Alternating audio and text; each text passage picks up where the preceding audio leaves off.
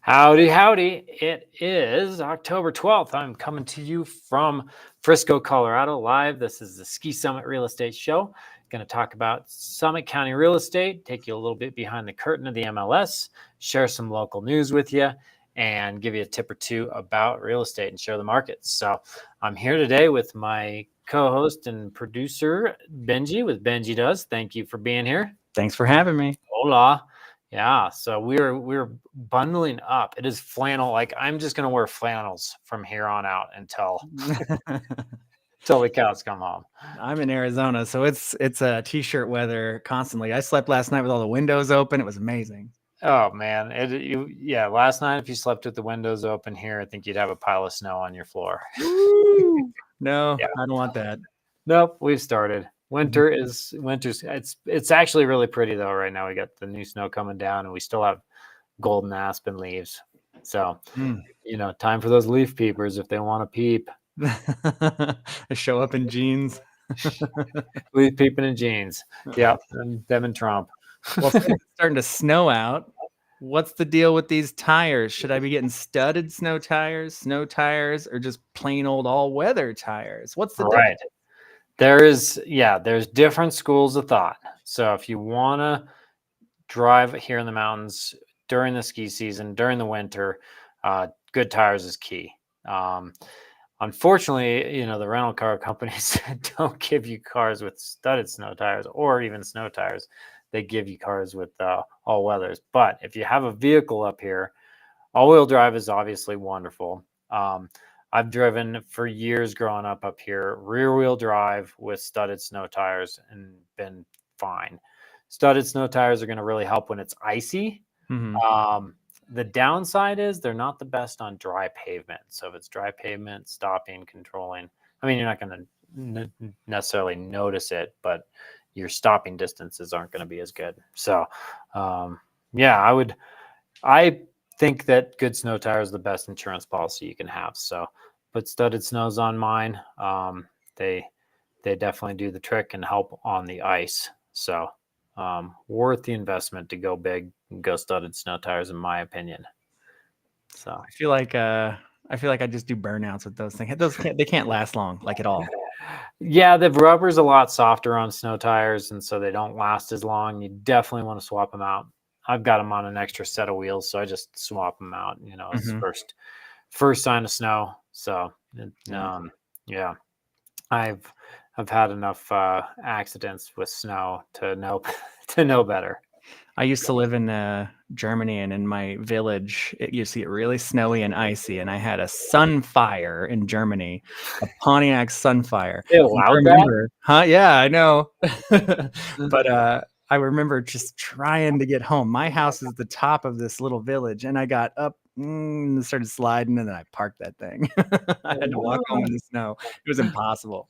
They're all pointing at you like, the American. I thought front-wheel drive would be okay. Yeah, Nope. No, didn't cut it. Cut it. Not even close. Yeah, no, definitely got to have the equipment for sure. Well, I wasn't doing anything crazy anyway. I was just driving on the road. All right, local news time. Yes. As a seller, you don't have to pay the buyer's agent. What are we talking about? Right. So there's been a lot of talk about this lately in the real estate community and nationally, locally. And this is a conversation that's really important with realtors to have and be honest with their clients as they're talking about it. It's never been a case where it's been required for the seller to pay the buyer's agent. Typically, when you have a listing fee, then there's a listing fee, and that covers the listing agent's fee for all the marketing that they do, helping through the transaction and negotiating a deal. The other half of that is somebody that comes as a buyer come likely with the buyer's agent. And it is up to the seller if they want to offer compensation to that buyer's agent. If they aren't offering it, then buyer's agent would have to get that somewhere else. They're going to have to negotiate that with their buyer to pay that. So that's always been the case. But what this article that we've been looking at here, that about the National Association of Realtors, is that the article is basically there's an accusation against National Association of Realtors saying that there's maybe some price fixing, or this hasn't been clear, that this is something that's optional for a seller, and whether they pay what we call a cooperative commission to a buyer's agent. So essentially that's what they're talking about in a nutshell. It's been kind of a big to do right now.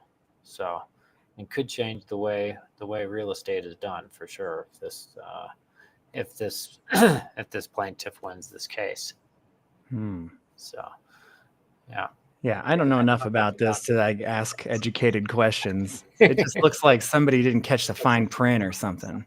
It's, well, for one, like in Colorado, the way that Colorado's handling this and making sure to educate agents is there is the option of zero cooperative commission. There can be $0 in there.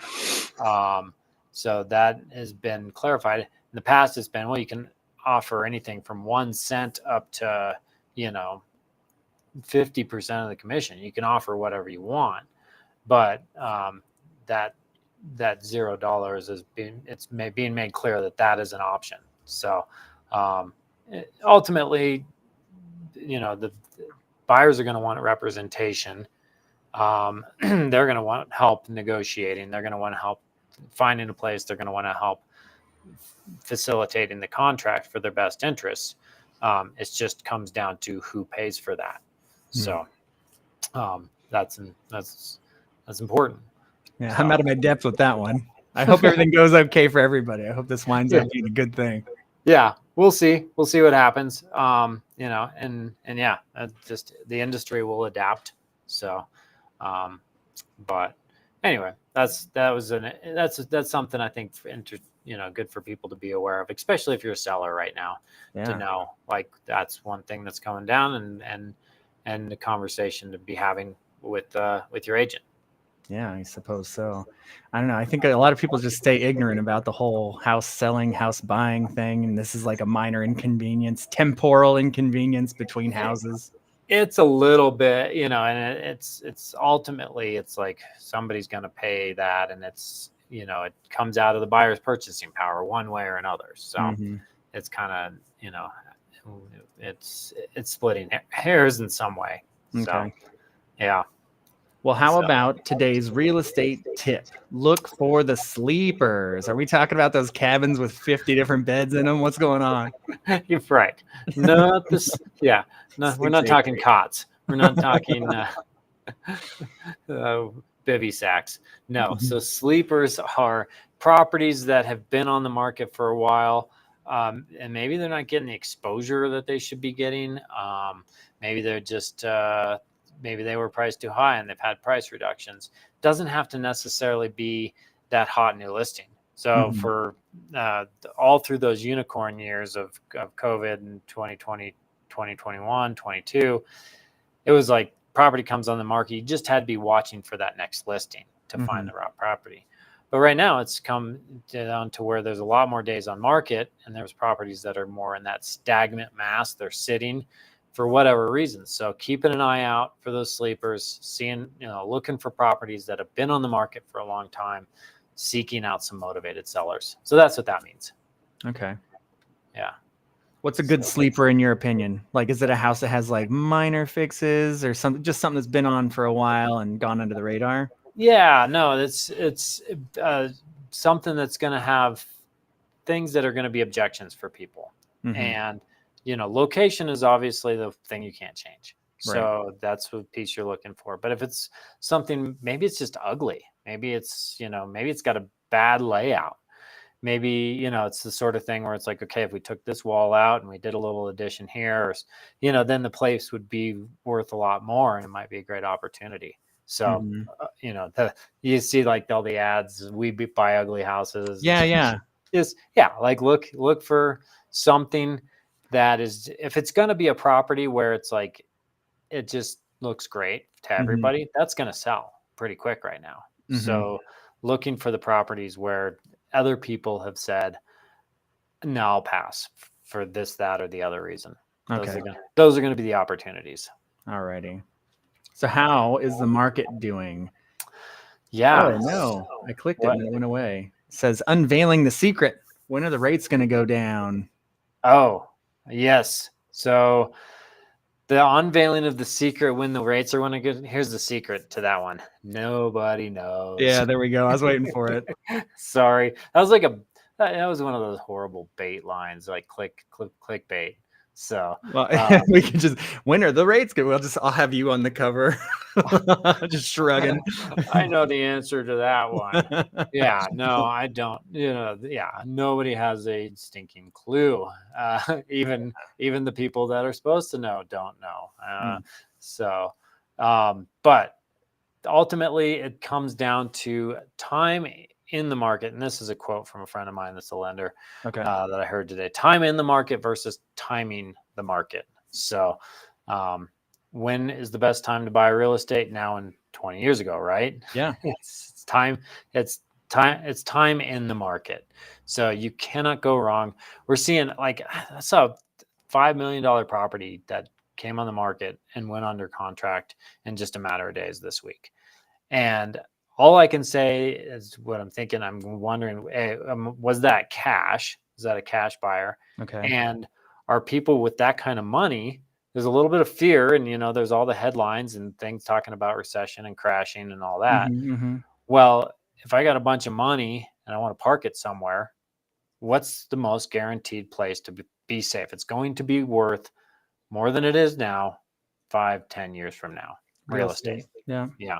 So time in the market, regardless of interest rates. I mean, if you have, you got to make it sure that it's doable for you and it's workable. You're not going to put yourself in a bad position, but in the long run, it will pay off.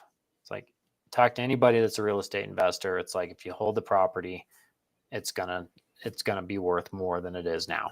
Yeah. So anyway, yeah, talk to me if you want to evaluate whether this is the right time for you. But, you know, this is something that real estate's always going to be a safe bet. So dirt's not getting more available, and it's not getting cheaper. Yeah. So yeah. So also on the real estate, how's the market? So we had 36 new listings. That's actually come down. So listings past few weeks, we've been 32 to 38 new listings. Before that, it was 42, 58, somewhere in there. So we're getting less new listings on the market as we're going into the winter months. Under contract, though, has stayed pretty consistent. We had 50 go under contract, and that has really made our inventory go down. So right now we're at 421 properties. We're dangerously close to getting into the 300s, which is really low. So we're seeing that inventory continue to kind of creep down right now, which is typical this time of year. But I think I remember us like excited to get over 300. And then now we're getting back down there again. Yeah, now we're getting back down there. The difference, though, is that when we were down there before, when we were low, we were having a lot of properties coming on the market. So, the shelves were, you know, constantly changing, constantly being stocked. It's just the product was going out quick. Now it's like shelves are, you know, a little more bare, and there's not, you know, that truck's not showing up.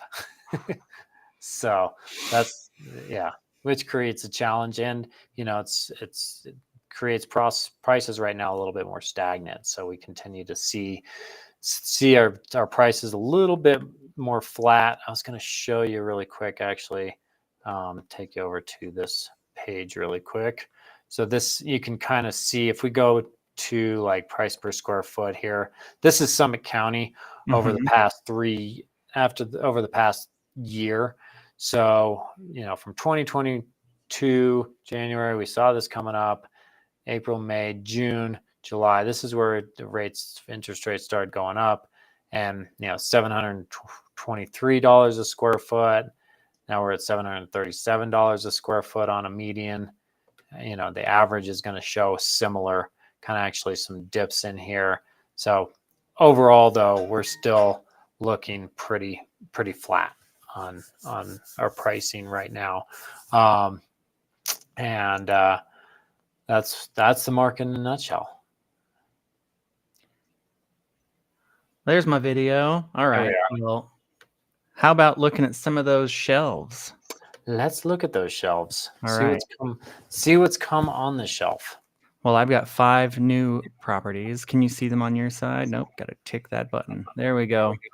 All right. So the first one we've got is in Frisco, a condominium just under $700,000. This is 716 Lagoon Drive.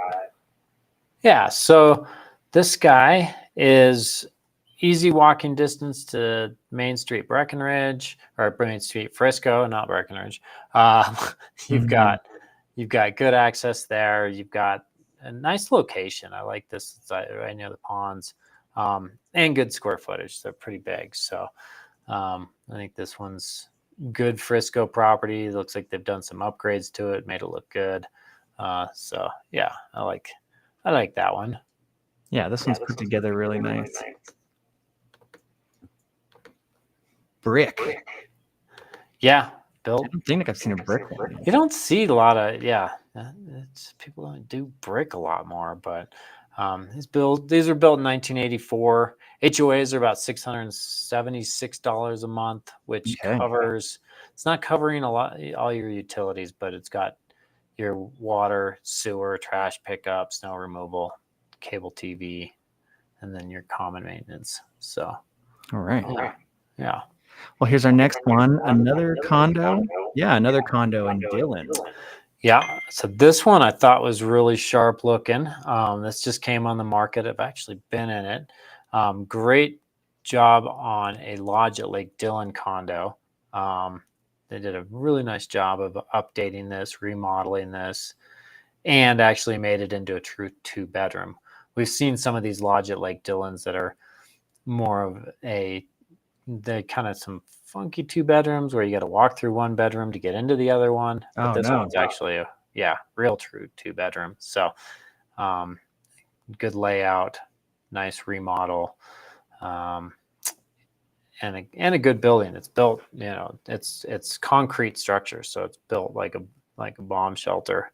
Good amenities, good locker storage, nice little outdoor pool. I was gonna say it looks like it's built like a bomb structure. Yeah, they are. Yeah, it has the curb appeal of a bomb shelter too. But it's all about the space on the inside, though. It looks really nice, cozy. And from the inside looking out, it's fantastic because you got the lake views, which are just gorgeous. I feel like I just had that picture up. Yeah, there you go. Yeah, nice. Right outside. Very nice lake views. So yeah, so that one is it's 777 square feet. All right, here's another one with a good amount of square footage, 1,300 square feet in Breckenridge, and this is a townhouse. Yeah, so Breckenridge townhouse, right off French Street. So this one is bright.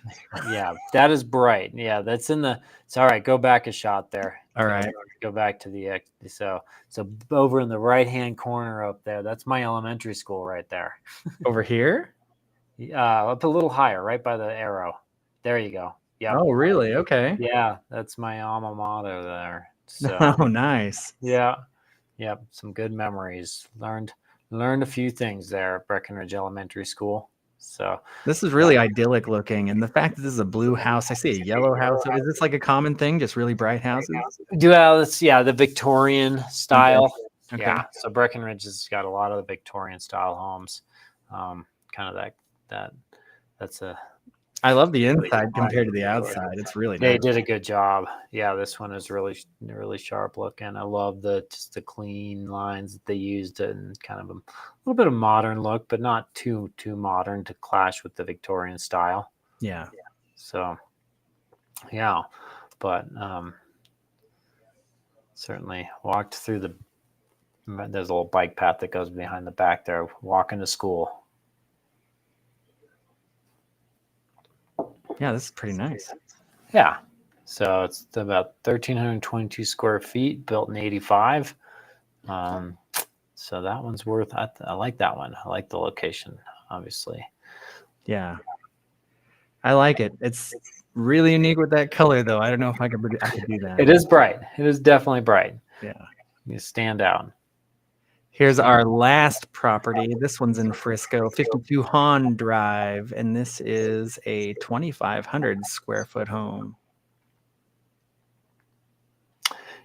Yeah, so in Frisco, I love the space on this, and it's a duplex, so half a duplex, quiet neighborhood, and just like I thought this one was just like really open and bright. You get a lot of square footage, about 2,600 square feet, which puts it at $560 a square foot. So I thought that was a really good price per square foot on this guy. And looks like they've updated enough. It's still room to do some different things, but it's got some nice spaces. Looks like a rec space there.